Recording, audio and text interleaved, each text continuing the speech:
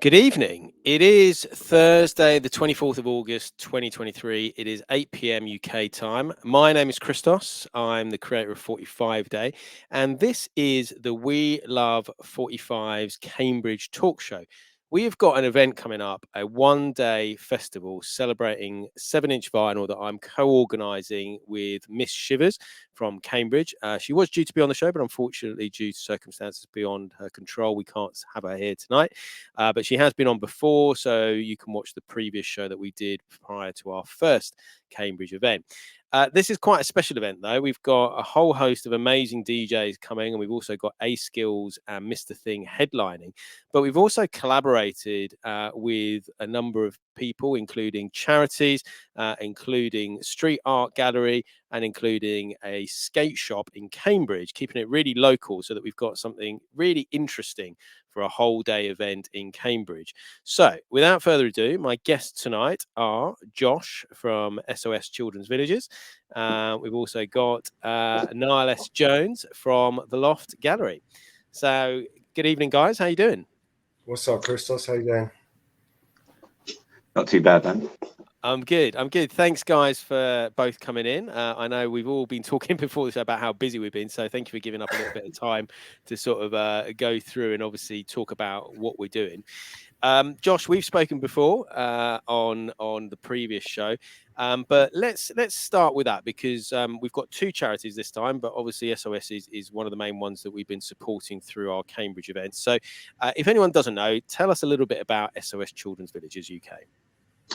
Yeah, sure. So SOS Children's Villages is basically an international development NGO or non-governmental organisation.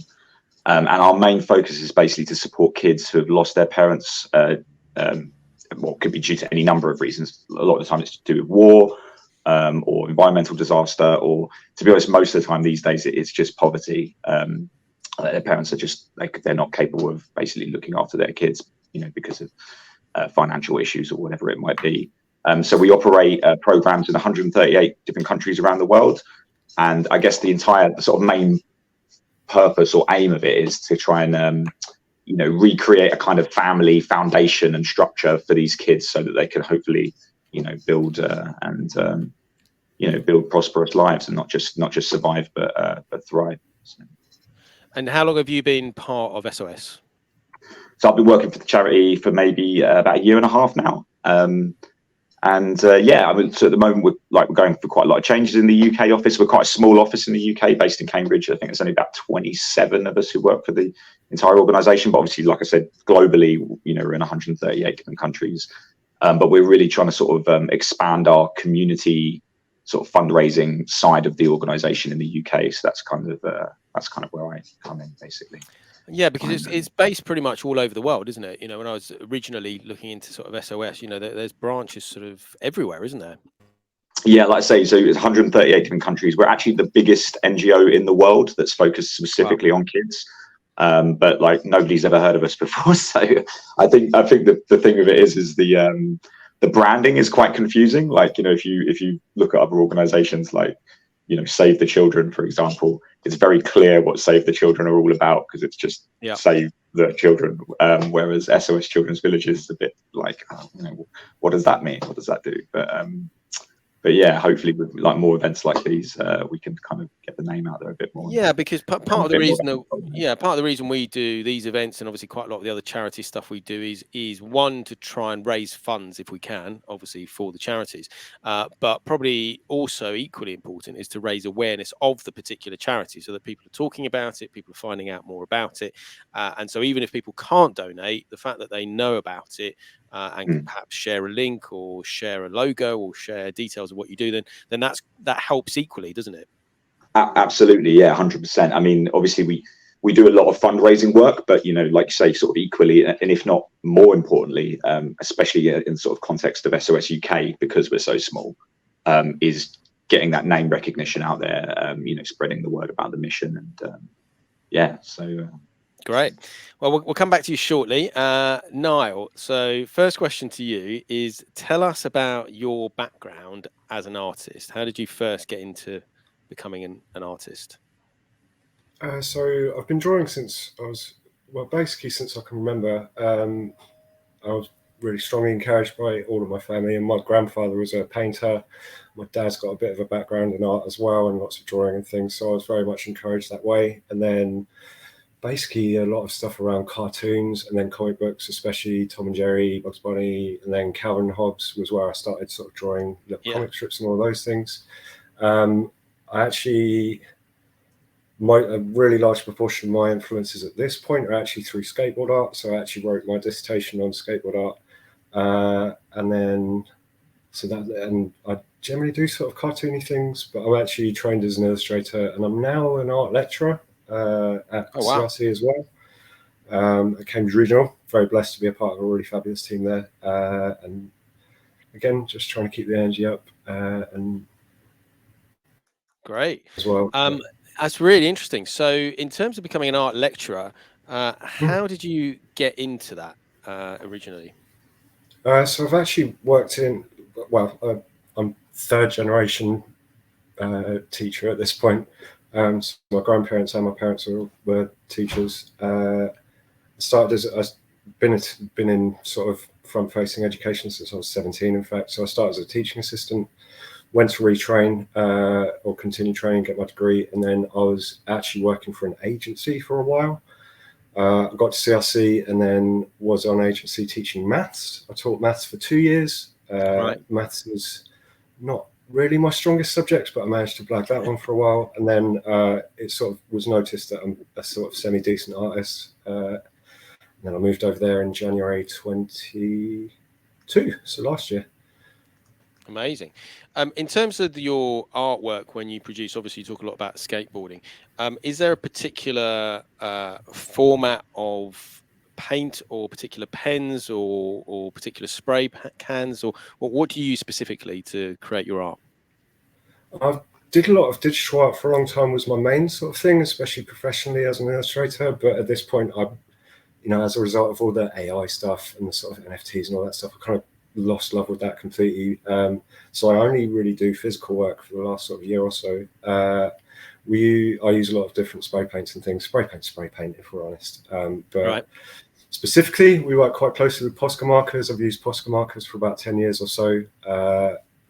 Again, I would argue that they're the best in the game. There are alternatives, but they're not as good. And then, but I start all of my work in sketchbook, paper, pencils. Always, everything I've ever done is pencils, paper, so nice and cheap. It's interesting, obviously, that you're talking about how you went digital, and obviously you've come back to sort of the analog. It's a bit like us, a lot of us DJs. We started vinyl, we went digital, and then we've now come back to vinyl. So it sounds like a similar sort of thing with artists. Are you finding that with other people as well? Yeah, 100%. I mean, there's huge amounts of controversy and things, and actually, just in the last few years, as I say, with that whole sort of NFT thing, there's just been a sort of weird atmosphere around it, and I started to sort of think and feel, whilst I was creating artwork and mainly sort of posting that around social media and then designing things for other people to post on social media, I was starting to lose a lot of love in terms of I wasn't really making anything that exists in the physical world, if you know what I mean. Right. And I wasn't really making any objects. So now that's what I kind of exclusively do at the moment. I've done all sorts. My most recent, I did a baseball bat, did a riot shield, do lots of skateboards. Currently working on a skateboard, which I'm behind on because I need to have it done by next Saturday.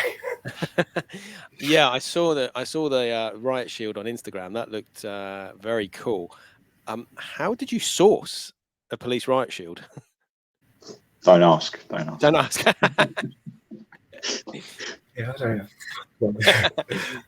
eBay. Okay. We can edit that out. But yeah, no, it was a very cool piece of artwork. And again, it's my favorite thing I've ever done. Yeah, it looks really good, and I saw the pictures of where it is, and is that's in the Loft Gallery? Is that where that is, or is that somewhere else? It is current. I can turn ever so slightly round because we haven't moved it from our last show.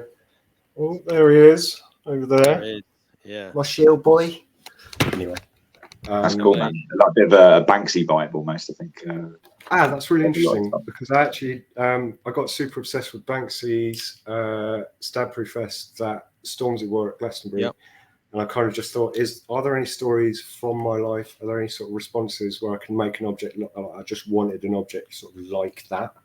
Found a story that I won't go into that involved riot shields, and just thought, right, here we go, let's have a bash on this one.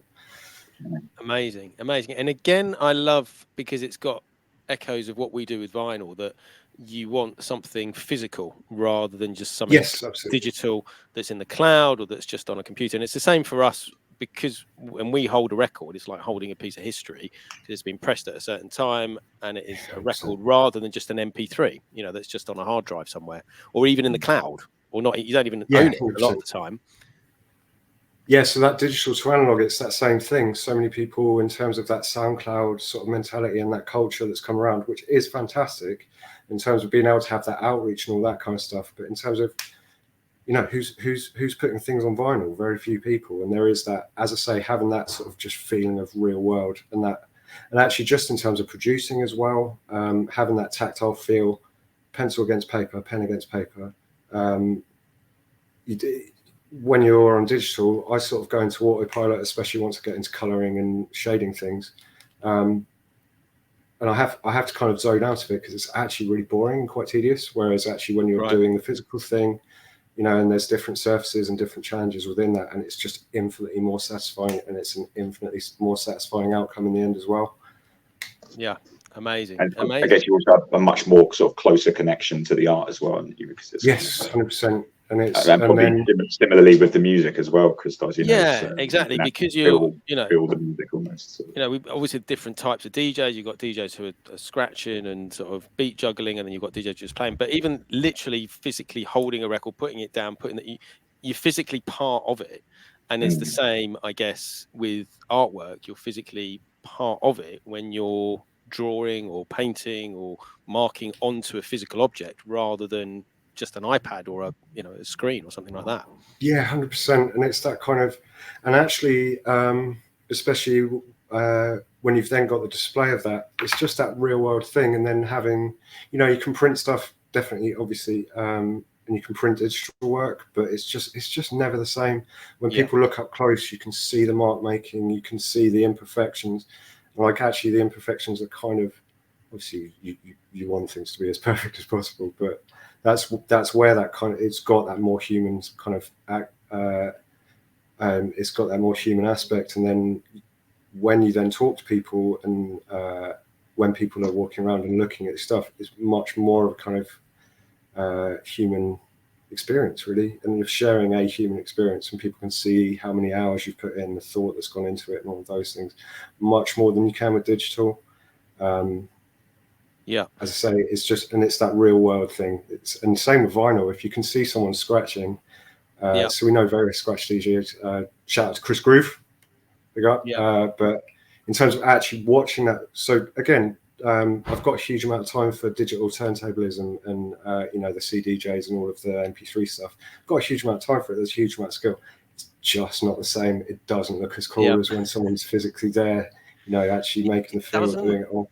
It doesn't quite sound the same as well. I mean, I thought I was imagining things, but I spoke to a lot of other people. I can go to a gig, and if someone's using digital compared to analog vinyl scratching, I can hear the difference. And I thought it was something in my head, but then I spoke to other people, and they're like, no, you definitely can. There is definitely a difference, because you're scratching a digital artifact rather than a physical one. So it's interesting.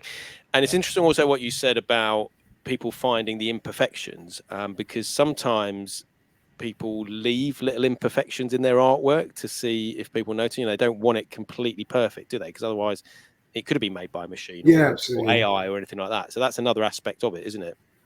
Yeah, 100%. I mean, it's kind of in the last sort of decade or so, especially, you find it within packaging, and you find it in commercial aspects. There's a massive push towards hand-drawn typography and logos and things, much more than that digital thing. And it's that sort of feeling of that human touch, and it's handmade, and it's, even if, and that then translates to the product. So like on sandwich packaging and things, they've got nice sort of hand-drawn whatever's. It makes it look like it's a handmade sandwich, even though it probably isn't. But in terms of it's just that, digital, it's easier to, so I can Control Z, I can undo something if I make a mistake and things. Yeah. If I make a mistake on something that I've been working on for 7-8 hours, there's a relatively high chance I'm just going to have to get over and work around it, for example. So here's a question. If you do something like that, do you think it then pushes the design or what you're doing in a different direction that wouldn't have happened if you hadn't made that mistake?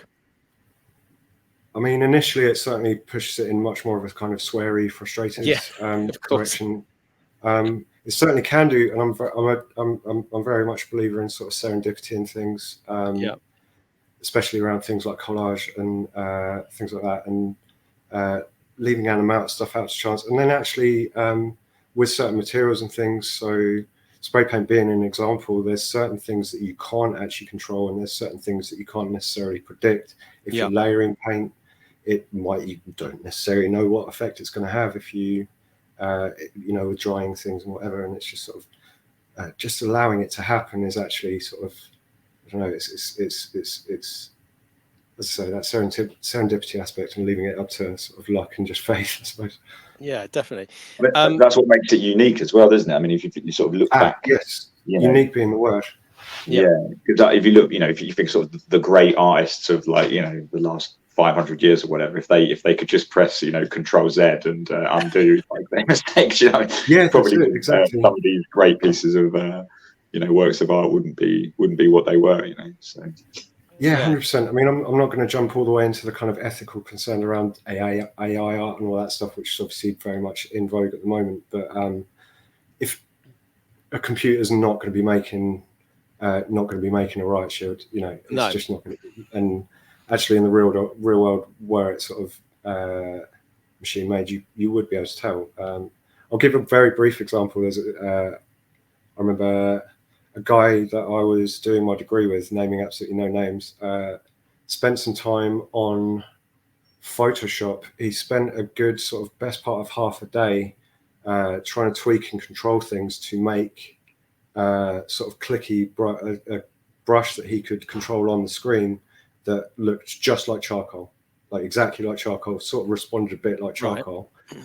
And my tutor came over and just said, okay, we've got a drawer full of charcoal over there. Like, what? I don't see that.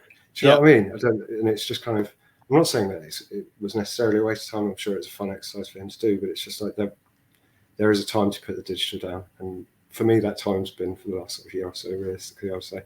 Yeah, definitely. And again, sort of the comparison to sort of what we do as DJs, we stream a lot and we play records and, yes, you can go to Spotify, or yes, you can go to other sort of computer generated playlists and stuff, but there's the human element of a record that you're going to play that the AI isn't ever going to choose. Like, for example, today I was just going through my PAR records and I played some reggae stuff, and then I found the Frog Chorus, Paul McCartney, and then I played that. There's no way an AI machine would ever think to play that record after the record I played. That was just a human having a bit of fun, sort of not taking myself seriously. Again, and it's the same with art, isn't it?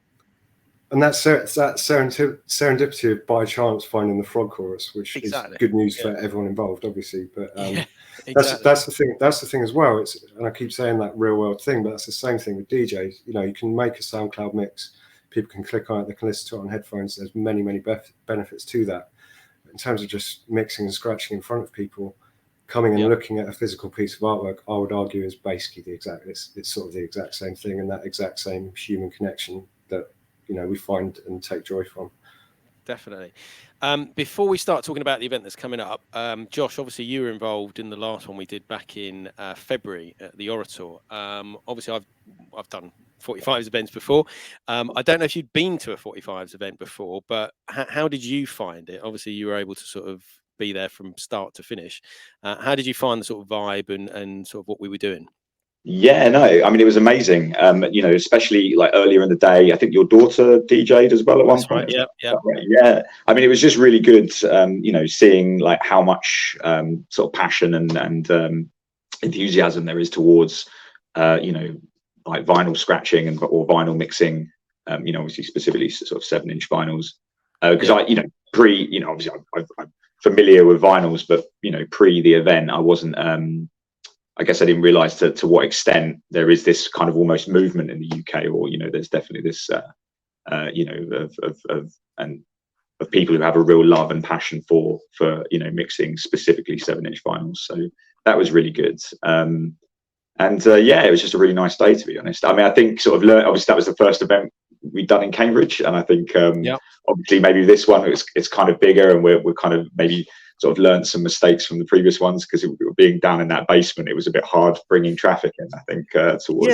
It was quite good during the day, wasn't it? Because we had sort of family people there, Exactly. and then in the evening. But it's like anything, you've got to start somewhere, and you've got to build it, and then hopefully they'll come. And it's the same with this one. When I spoke to Yvette, she was like, build a dream thing. Yeah, if they build it, they will come. Yeah, exactly. And she was like, right, the next one, we've got a different venue. It's sort of going to be a one-day thing. It's going to be more of a festival vibe. It's going to be definitely more that people will come along. And obviously she showed me some videos and stuff of the venue. I haven't been yet, but it looks really cool. Josh, I think you've been, haven't you? You've been to Missing Sock? Yeah, for sure. Like, so they do quite a lot of, or Yvette does quite a lot of sort of breakbeat nights there, or drum and bass nights there over the years. It's a really good venue. So it's just a little bit outside of Cambridge. So I guess unlike what we had at the Orator, where it was kind of, if someone happened to be in the bar upstairs, they might still stick their head down and be like, oh, yeah, going on down here. This is, I guess, because it's that festival kind of vibe, and it's a little bit more out of Cambridge. It's more of it'll be more of a kind of committed crowd, I guess. So people are going there because they're going for the event, and it's not that they've just stumbled across it. But no, really good venue, really good outdoors area. Should be a good one. Yeah, and from what I've seen, there's an outdoor area, and I'll play the video that I spoke to Kym in a little bit from Concrete Surf. They're going to build a 4-foot skate ramp, and people are going to be able to come along and have a go on that if they want. And then obviously we've got a marquee where we're going to have the DJs. There's a double-decker bus, which is a bar, I think, from what I've seen. And then we're going to have a sort of area for the sort of street artists. So Niall, tell us a little bit. I'm going to put the flyer up for All Pens on Deck. So there we go. So a Tale of Seven Misters. Tell us about this, and tell us about some of the people you've got coming along. I'm pretty overjoyed that you've just put that up, actually, because I've got it up on my phone so I don't forget anyone. Anyway, so All Pens on Deck. It's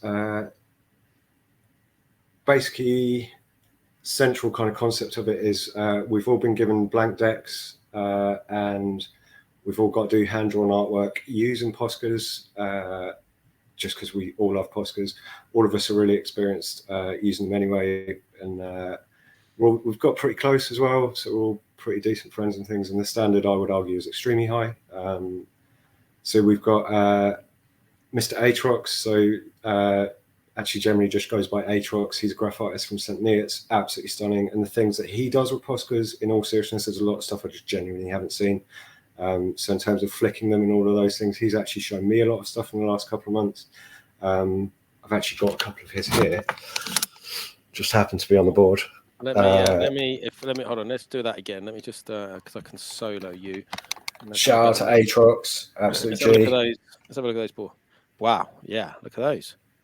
So they're all done with Poscas, or are they different? Are they something else? Yeah, bit of background using spray paint, and then some of the splats and things are spray paint, but the majority of the actual marks that he's made there are using Posca pens. Wow. And I genuinely didn't know you could do that, if I'm totally honest. They look amazing, yes. So, yeah, he's an absolute G, and he's just a really lovely guy as well. Like super, super humble. Then obviously in terms of Mr. Clips, that is me. Paper clips being my main sort of motif and my main sort of signature, and that's something that I base my artwork around. And I'm me. Anyway, and then Hacks is Miles, who's kind of my he is my muse and my flame, but we're kind of partners in the endeavour of the Loft Gallery, and we did our first collaborative show here in April, but it's an odd one because we kind of knew each other's artwork quite a long time before we sort of got talking. So we came together as a result of sort of mutual respect and mutual admiration for one another's artwork, which is fantastic. Mr. Morse is Stuart Morse, who's a stunning illustrator, extremely emotive, extremely sort of fine and detailed work as well. I have seen his board. I'm very jealous of his board and slightly intimidated. Mr. Noogles is Nathan, who currently, if I remember correctly, is living in Chester, but he used to live with Miles at university. Again, just another stunning artist. stunning illustrator and somewhat similar to Stuart's work, but very motivated and very much exploring the sort of mental health aspects and things in the same way that I have been. Cool. Saber is Saber Danger. He's another Cambridge boy, absolutely stunning artist. He's also an art teacher, so myself and him have had that. We sort of go and cry to one another quite often, just in terms of shared experience. He just got married as well. Shout out to he did. Just myself and Josh, the last time I saw him was very recently at his wedding, so massive congratulations to Sabes and to Marianne. And then Mr. Scribbs is actually sort of one of my heroes that I've been following on Instagram for a good sort of best part of 10 years or so, and it turned out that he's really good mates with Miles, and they've done shows and things together. Absolutely stunning cartoon artist. I'm looking at his work here. Again, if you'll indulge me. Yeah, it's the is actually genuinely my favourite thing he's ever done. Again, cool. All hand painted, all really beautiful. So we've got a really beautiful selection of artists and super committed and hardworking. And again, I'm intimidated myself by the standard that everyone else is putting out. So I'm sort of having to up my game this week, basically. Yeah. Awesome. So I think that's everyone that's there. We'll come back to the charity in a minute and obviously some of the sponsors. So you've all got one deck each, and how long have you got to sort of do it? Is it literally the whole festival or the whole day? So we're turning up with them finished. Okay. Well, between yourselves and I haven't actually started mine yet, even though we've had like 2 months. I live in the last minute, seat of the pants life. That's that's how we do things. Cool. As I say, so I've seen some of the boys' ones, and it is just like, all right, this is, yep. It's a bit like again, it's interesting comparison because I run 45 day and I invite DJs to do 45-minute mixes, and I always leave mine quite to the end just to sort of see what everyone else is doing, and so I'm not sort of doing the same. So I guess it's the same with you. Is that a little bit intimidating having seen some of the other ones as to what you're going to come up with, or is it great? I mean, genuinely, it is to an extent. I mean, I know all of the artists' work. I wouldn't say it's completely typical. I mean, Miles is one that I've seen is extremely typical of his work, but I absolutely love his work. Can you repeat the question? Sorry. No. I think you've answered it. I think it's a little bit, but it's not. That's fine. And so people are going to be turning up with the decks already done. And obviously there's sponsorship there. Will there be an opportunity for people to have a go or do any sort of artwork at the time? Yeah, absolutely. We're going to be bringing a nice big box of Posca pens.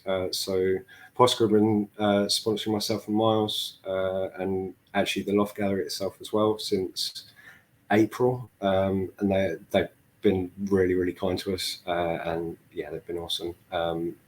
And so we, between yourselves and I, don't have to pay for their pens anymore, which is a massive, massive blessing. So we're going to have tables laid out, covered in paper for everyone to come have a doodle. We've got a couple of little competitions that we're thinking about doing. So just printing out a skateboard shape and having a doodle, and people can welcome all day to come and do whatever they want. That's gonna be wicked, because we've got a couple of Posca paints here. Me and my daughter loves drawing and just getting to anime and manga. Come get involved, you know. She's DJing at the event, so she'll be there. But I'm sure she'll come over and definitely is going to be keen to have a go at all of that. I'm going to say hello to a couple of people. We've got Mocktac here, and we've got someone who I think you know, Damon McDonald. Damon McDonald. Yeah. Damon's son was in my tutor group last year. Or the year before. So that sounds great. Damon? Yeah, that sounds like a lot of fun. So on top of that, we're going to have the skate ramp, which we'll talk about in a minute. But Josh, there's going to be a stall there as well, isn't there, where people are going to be able to find out a little bit more about the charity. Is that right? Yeah, absolutely. So similarly to how we had it set up at the Orator, I'll have lots of goodies, badges, wristbands, and sort of information packs, booklets to do with SOS Children's Villages, and obviously I'll be there as well. So if anyone wants to come and have a still got one. It's too bright. I've still got my badge. I got my badge. Nice. But yeah, so and if anyone, obviously I'll be there. So if anyone wants to come and have a little chat about the work that we do, in a bit more detail, yeah, more than happy to answer any questions. And I guess I don't know the, I might not know the answer to this, but if people were to want to get involved over and above donating, you'd be able to talk to them about if they wanted to be more involved in the charity.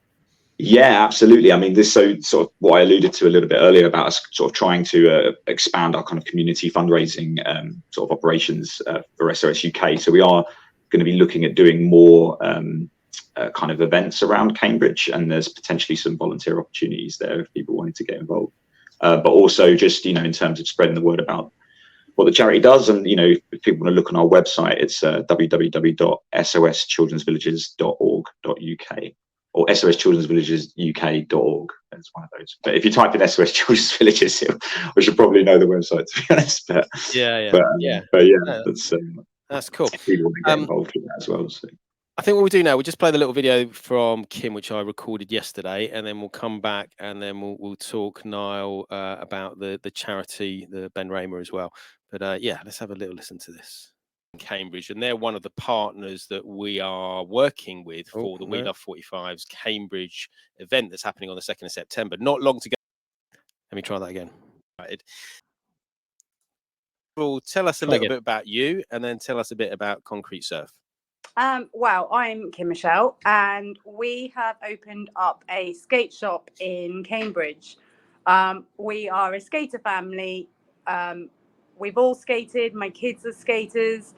And we just knew there was no skate shop. We couldn't get our own products, and we needed to have a skate shop. We have a bit of history. We have another shop in Cornwall that is a skate and surf shop. So we kind of knew a little bit about what we were doing, and finally got premises and decided to give it a go and open up a skate shop. When did you open the shop? We opened it in May last year. So it's only been going just over a year now. Okay, and this is the only skate shop currently in Cambridge, is that right? The only bricks and mortar skate shop, yeah. Okay, so there's online shops, but obviously not any others that you can go in and look at what's there and sort of try out the stuff. Yeah. Yeah, cool. And how's it been going? Obviously a year into the business, a year and a half or so. How's it been going? Yeah, it's hard work, but the skating community in Cambridge is growing by force. There's a lot of young kids who are becoming interested and whose parents are completely backing them. And that's grown massively, just the amount of children that are coming in and older men who used to skate and stopped. And now there's a skate shop, they come in and they go, oh, I can remember what this was like. And they end up starting again. Amazing. It sounds a little bit like us with the DJ thing, because obviously a lot of us started with vinyl, then we went digital, and then a lot of us have found ourselves back playing 45s, and we're all obviously of a slightly vintage age, but it sounds like that same sort of community, which is great. Yeah. And we did try and do this yesterday, but obviously you had some people come in and you said that obviously once people come in, they end up chatting and you start talking about things. So I guess that's where the community aspect comes from. Yes, it's kind of like a hangout joint as well as a shop. There's no rules, or people come in and they don't necessarily come in to like purchase anything. They come in and they sit down, they have a chat, and we've got a little upstairs, and sometimes they'll just go hang out up there for a bit. We've got a TV, so they play Skate 3. It's like, it's more of like a little community. So it's great that there is that community there and people can come in. In terms of items that you sell, I assume it's across the board sort of skate items. Yes, it's everything skate. There, clothes, decks, hardware, from beginners right up to elite. And we also trying really hard to kind of promote and stock independent brands that are new and are local. Perfect. Again, that's building that community of sort of local brands. And it's good to keep things local. In terms of sort of facilities for the kids and the adults, what's it like in Cambridge? Is there skate parks available? There's a few skate parks around. I think that's kind of growing in itself, kind of getting better and better, but it is hard work in order to get them with space in Cambridge, and trying to say that we are quite an important, and we need space. Skaters need space, and we're trying to develop indoor skate park is our next thing, because there isn't one in Cambridge. and that it's a nightmare not having, you know, it's winter here a lot, so we kind of need one.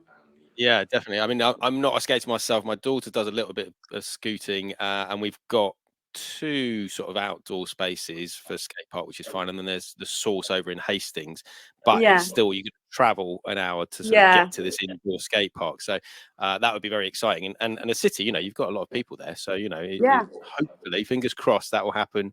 That will happen soon.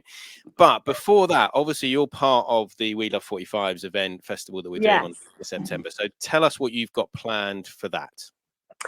Well, we're building a skate ramp. Hopefully one that is going to work when we move it around, because we've not done that before. Okay. So it is going to be one that you can pack up and put away and bring out again. And we're having that, and then we're having a few stalls just to promote our independent local guys. And obviously we're going to promote the charities, and just try and encourage skating, and people can kind of work out that music and skating and artwork, they're all kind of go hand in hand, and they work really well together. And obviously people, kids and adults, will be able to have a go on the skate ramp once it's in place. Absolutely. Yeah, that's the point, is having like a nice little skate ramp. It's not too big, it's not too scary. And even for first time skaters, just to kind of get that feel of dropping in, and we will have people there to kind of help out and give advice and stuff like that. Yeah, because I think you mentioned before we went on air that you might have some people coming in to sort of do some demos, obviously depending on people's availability and things like that. But people will be able to see what can be done, and if they want to have a go, then they can have a go. Yeah. And like you say, then there'll be some stuff that they might be able to buy, and if they're into it, they'll be able to pick some stuff up, and then here's cool music and all of that. Great. Okay. If people want to find out more about Concrete Surf, is there a website? Is there social media? Well, we're on Instagram. We do have a website. It's a very small one, but it works we mostly kind of want people to come into the store, because it's so much nicer when you can feel and touch and chat, talk people through it. So yeah, our online store is quite small, but yeah, we're on Instagram, so you can follow us on there and check us out. Great. Fantastic. Well, thanks so much, Kym. It's been lovely talking to you, and I look forward to seeing you in person in about 10 days' time, something like that. Oh, I know. Woohoo! Cool. Right, take care, Kym. Cool. So that was Kym, and we've had Mr. Shivers pop into the chat briefly, and there is the link there for the event if anyone would like to come along. Tickets are selling now, and hopefully come along. We'll come back to you in a minute, Niall, but I think before we do that, I'm just going to talk about that. Let me just go and do this one. No, hold on. There we go. That's what I'm looking for. So We Love 45s Cambridge. So our second event there is happening on the 2nd of September from 12 till 11 p.m. It's a 7-inch final celebration, because that's what we love to play. And we have 2 amazing headliners. We've got Ace Skills, who generally plays digital and absolutely smashes breakbeat events. He does play the odd 45 set on Twitch, and he did one for 45 Day this year on the 4th of May. However, I haven't seen him in person doing a 45 set, so it's going to be interesting to see what he comes up with. And then we've got the one, the only, the legendary Mr. Thing, who is just an absolute amazing DJ. He loves his 45s. I'm lucky enough to see him quite regularly on Twitch. He's probably on tonight, actually. Shortly, we might raid to him if he's live tonight. I don't know if he is, but he's also played with DJ Coco quite recently in Bristol, and his record shop is in Hastings, where I go to quite regularly. And then we've got a mix of DJs. We've got DJs that I've sort of organised from around the UK, and also we've got DJs from Cambridge. So we have A-Man, and we have Chief Koala, we have Jarty, Louis Nixon, we have Lucky Sun, Miss Shivers, and Steve Prime, all from Cambridge, representing the 45's Cambridge crew. And then we've got myself, Double P, Funky Flavors actually can't make it now, but we've got Sam Tweaks and Tommy T from the 45's community, and we've also got some of our 45 kids, and that is Minimal P. Olive D can't make it now, sadly. We've got Minimal P, who's Double P's son, and we've got ZZ45, who is my daughter. And Miss Shivers has just confirmed that we have A Skills is on 6 till 7, and then we've got Mr. Thing 8 till 9. So I will now be organising all the set times. But it's going to be a great day. It's going to be brilliant music, good vibes all day, and that's just the music. Obviously, we've heard from Kym about the skate ramp. We've heard from Niall a little bit about the street artists that are going to be taking part. And so, yeah, grab your tickets now. But we've talked about SOS charity. The other charity that we're going to be supporting is the Ben Raymer Foundation. So, Niall, do you want to tell us a little bit about that? Yeah, so the Ben Raymer Foundation is a really, really fantastic charity. It's named after Ben Raymer, who was a professional skateboarder who unfortunately lost to suicide in 2019.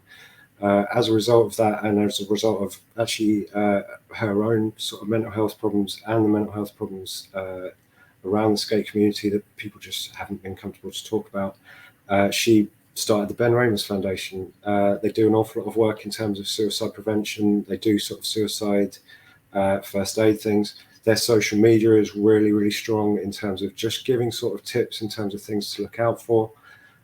Myself, Miles, and all of the other artists, in fact, can certainly relate to that battle that unfortunately, we lost Ben Raymer to, and we know people that we've lost to that battle as well.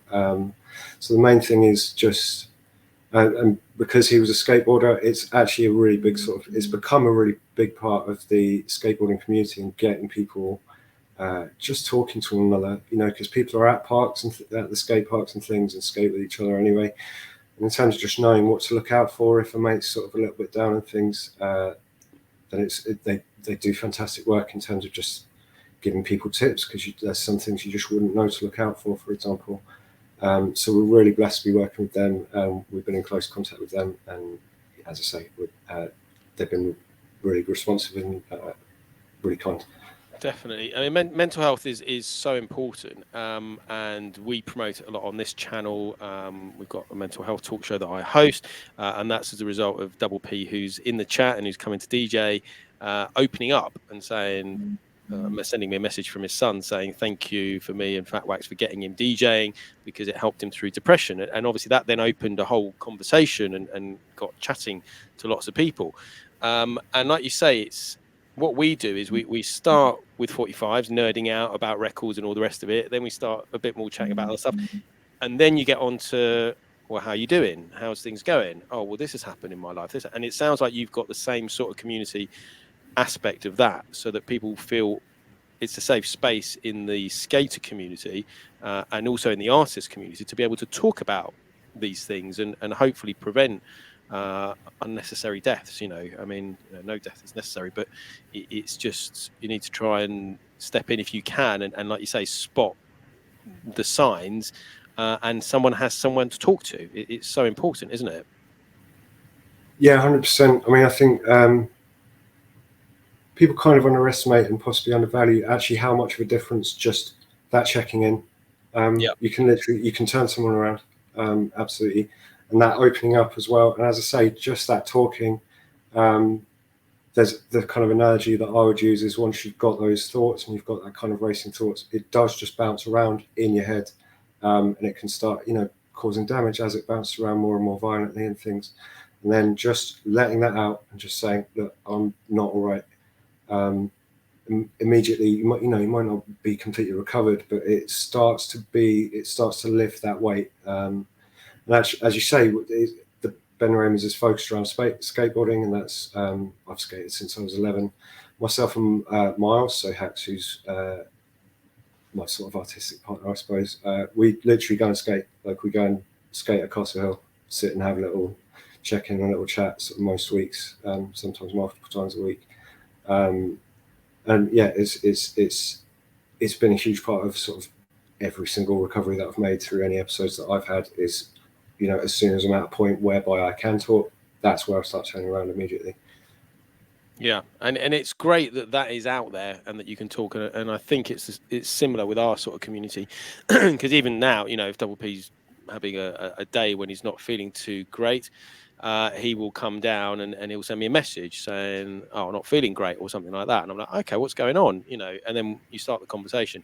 And it's so important, and it's great, I think, that we can do this event and bring all these slightly different communities together. So bring the skate community, bring the artist community, bring the DJs together, bring the charities together, all in saying, look, there's lots of cool things happening. You're part of something that's bigger. Let's celebrate that fact, and I think that's what I'm most looking forward to next weekend. Just being there in what I think is going to be a very positive environment. Yeah, 100%. I mean, and actually the links between music and art are sort of super obvious, and then the links between skateboarding and music as well, and then music and skate. So it's a nice kind of little trifecta of cool little communities that are all kind of interlinked anyway. Like I sit and listen to music when I'm doing artwork. I sit and listen to music while I'm skateboarding. And it's such a massive part of all of our lives and things as well. So I'm really looking forward to it. Yeah, it's going to be good. We've got a little celebration of community, really, isn't it? That's the thing. Like you've got these separate communities, but coming together and Yeah, definitely, and also the family aspect as well, because it's a family-friendly event. I think kids are allowed till about 9 o'clock. We'll go on till 11. But also we've got a couple of the kids DJing, and we've got a couple of their dads DJing, so that there's that sort of link here, and it will be the same, I assume, in the skate and the arts community. As Kym was saying, they're a family of skaters. I assume it's the same with artists. There'll be families of artists. The parents are artists, and then the kids are artists or getting into art. So it's building those bonds between the generations as well, which I think is really important. Yeah, 100%. I mean, Kym was skateboarding before me and Miles were born. Do you know what I mean? And again, like just so much massive big ups to Kym. Kym's like genuinely family to me and Miles, and in terms of the opportunities that she's opened up to us, and just the genuine kindness. And like she said, in terms of just we grew up and there were skate shops and things, and it was a sense of community. It's just somewhere to go, because and it's that immediately there's as you said, there's something to talk about. What trucks are you looking at? What kind of board are you skating? How are you finding it? What tricks you got this week, kind of thing, and all that kind of thing. And it starts to open that dialogue. Just having a place that's just safe, and that there's that kind of there's just a place to be comfortable, to be oneself, and just be a skater and feel a part of a community, and a place to just feel that you belong. Definitely. And Damon's just making a joke, I think, but Kym looks younger than you, Niall. Unkind. Unkind. But yeah, and it's also about, we talk a lot about this on here. It's about being inclusive, not exclusive. Everyone's welcome. Everyone, as long as you're not an idiot or going to cause problems or anything like that, everyone's welcome to take part. And like you say, everyone can come and have a go. We're not doing a DJ workshop at this event, but we have done DJ workshops at other events. But obviously with the art, they can come and have a go. With the Posca pens, in terms of the skateboard, they can go and have a go on the skate ramp if they want. And that's adults and kids, not just the kids. So hopefully people will get involved. But yeah, I think it's going to be a great show. I'm just going to set the rate, and we're going to go and see Mr. Thing, because he is actually live now on Twitch, so we can go and listen to a bit of his stuff before next round. That'll take a couple of minutes. So a few last words. So Josh, any last words you'd like to say about the charity and about the event before we go? Well, just that, I mean, obviously very, very much looking forward to the event, and SOS Children's Villages does a lot of work about sort of community strengthening and supporting kids around the world, and we wouldn't be able to do the work that we do without events like this spreading the word, and obviously getting the support of communities like the ones that are going to be at this event next Saturday. So yeah, just really looking forward to it, and can't wait. And I think, to be honest, I haven't skateboarded since I was about 14, but I might jump on the board and see if I can drop in or something. So hey, I know a place you can buy them, man. We'll have to have a chat. I haven't ever really done any skateboarding, so I'm not sure I'm going to be able to go in, but I probably will have a go at the Posca pens if it's open to adults as well, which I hope it is, and I'm sure my daughter will have a go at the skate ramp. And yeah, Niall, any last few words before we go? Yeah, we're super blessed to be a part of it as well. What we haven't mentioned is that Josh is my absolute boy. I've known Josh since we were about 15, I think, as well. And that was just a really nice coincidence. Turned up on the group call. It was like, oh, it's my boy. But yeah, and everyone involved and all of our sponsors have been amazing. So Johnny, who's Kym's partner, who again is just an absolute blessing and just an absolute diamond. And again, they're just immediately been family to us. Who's building the skate ramp by hand with Tatanka campers who've provided all of the wood as well, which is just amazing. And working with those local skate brands that Kym was talking about as well, it's been such an easy sell in terms of, you know, are you up for getting involved? And it's such a cool event that people's just like, yeah, hell yeah. So we're working with Think Culture Clothing, we're working with D's Nuts Hardware, Sketty Butter, Parallel Skateboards as well. And then actually, as I say, that blessing Posca will continue to work with, and they've provided all of the materials that we need to make this whole thing happen. Amazing. If anyone missed any of it and wants to watch it back, it's going to be on YouTube. It's also going to be also on Mixcloud, and obviously the link for the tickets is in the chat. But otherwise, I will see you guys a week on Saturday. Take it easy. Oh yeah, dude. So good to see you, man. Have a good evening.